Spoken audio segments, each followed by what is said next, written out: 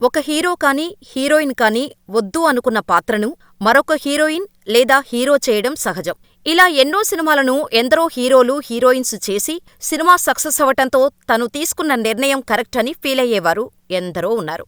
అటువంటి సంఘటనే ఓ సినిమా విషయంలో జరగటంతో ఇప్పుడు ఆ సినిమాలో నటించిన హీరోయిన్ ఫుల్ జోష్లో ఉంది. ఆ సినిమా మరేదో కాదు, అనిల్ రావుపూడి దర్శకత్వంలో వచ్చిన సంక్రాంతికి వస్తున్నాం సినిమానే. ఈ సినిమా విడుదలై ఇప్పుడు ఫ్యామిలీ ఆడియన్స్ కి బాగా కనెక్ట్ అయింది. థియేటర్లలో ఈ సినిమాకి విశేషమైన స్పందన వస్తోంది. ఈ సినిమాకు ఇంత ఆదరణ రావటానికి ఒక ముఖ్య కారణం వెంకటేష్, ఐశ్వర్య రాజేష్ల జోడీ అని చెప్పొచ్చు. సినిమా రిలీజ్కు ముందు గోదారి గట్టు అనే లిరికల్ వీడియోను విడుదల చేశారు.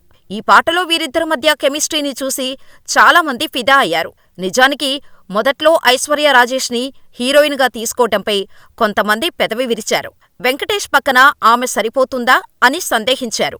కానీ సినిమా చూసిన తర్వాత అందరూ వీరి జోడీకి ఫిదా అయిపోయారు. వీరి కాంబినేషన్పై పాజిటివ్ కామెంట్స్ చేస్తున్నారు.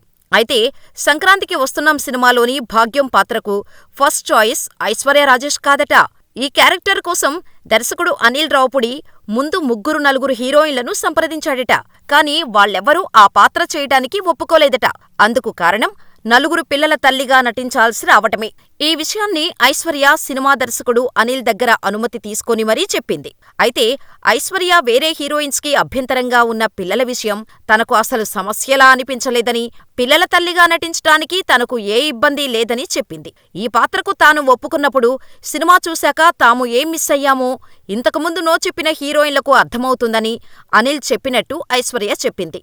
ఇది నిజమే. ఎందుకంటే ఇప్పుడు థియేటర్లలో భాగ్యం పాత్రకు వస్తున్న స్పందన చూసి ఈ పాత్రకు నో చెప్పిన హీరోయిన్స్ ఖచ్చితంగా రిగ్రెట్ అవుతారు అనడంలో సందేహం లేదు. ఐశ్వర్య రాజేష్ తెలుగమ్మాయే, కానీ టాలీవుడ్లో ఆమెకు పెద్దగా గుర్తింపు రాలేదు. సరైన అవకాశాలు కూడా రాలేదు. అలాంటి సమయంలో వెంకటేష్ లాంటి స్టార్ పక్కన నటించే అవకాశం రావటంతో ఆమె వెంటనే ఓకే చెప్పేసింది. సంక్రాంతికి వస్తున్నాం సినిమాలో ఆమె పాత్ర సినిమా విజయానికి చాలా కీలకం. అంతేకాదు ఐశ్వర్య సినిమా ప్రమోషన్స్లో కూడా చాలా చురుకుగా పాల్గొని ప్రేక్షకులను మెప్పించింది. ఈ సినిమాతో ఐశ్వర్య రాజేష్ టాలీవుడ్ కెరీర్ మలుపు తిరిగే అవకాశం ఉందని చాలామంది భావిస్తున్నారు. అయితే భాగ్యం పాత్రను ఎవరు రిజెక్ట్ చేశారనే విషయాన్ని మాత్రం వెల్లడించలేదు. దీంతో ఈ పాత్రను ఎవరు రిజెక్ట్ చేశారంటూ నెట్టింట తెగ కామెంట్స్ చేస్తున్నారు. సంక్రాంతికి వస్తున్నాం సినిమా 2 రోజుల్లో 77 కోట్ల రూపాయల గ్రాస్ కలెక్షన్స్ రాబట్టింది.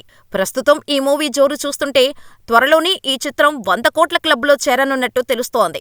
మరి సంక్రాంతికి వస్తున్నాం సినిమాలోని భాగ్యం క్యారెక్టర్ మిస్ చేసుకున్న హీరోయిన్స్ ఎవరని మీరనుకుంటున్నారో మాకు కామెంట్ చేయండి.